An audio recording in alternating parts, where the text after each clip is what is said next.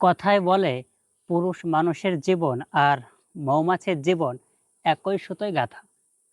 কারণ এই পুরুষ মানুষ আর মৌমাছি দুজনের জীবনধারাই প্রায় একই রকম।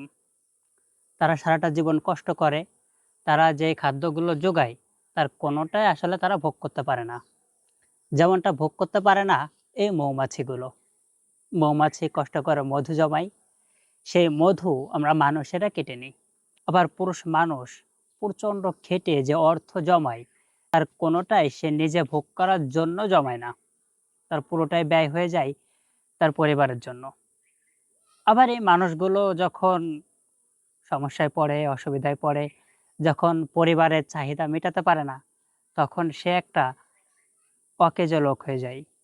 এবং এই অকেজো অকর্মণ্য লোকটাকে কেউ তখন আর দেখতে চায় না।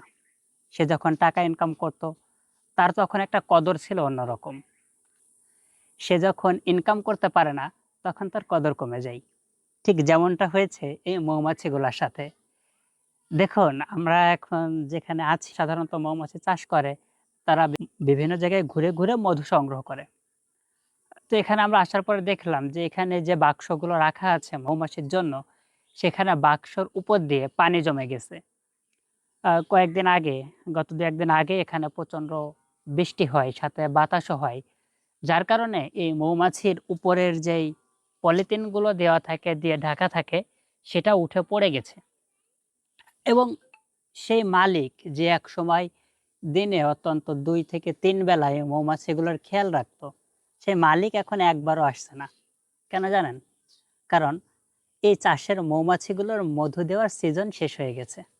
এখন চারিপাশে কোনো ফুল নাই, এখন পাটের সময়, আম নাই, কোনো ফুলই নাই এক কথায়। তো যার কারণে মৌমাছিগুলো এখন আর মধু দিতে পারতেছে না, তারা ব্যর্থ। তো তারা মধু দিতে পারতেছে না, এই কারণে যেই মৌয়াল ছিল সে কিন্তু এখন আর সেই মৌমাছিগুলোর যত্ন নিচ্ছে না। এখানে প্রতিটা চাক, প্রতিটা বাক্স, তার উপর দিয়ে কিন্তু পানি জমে গেছে।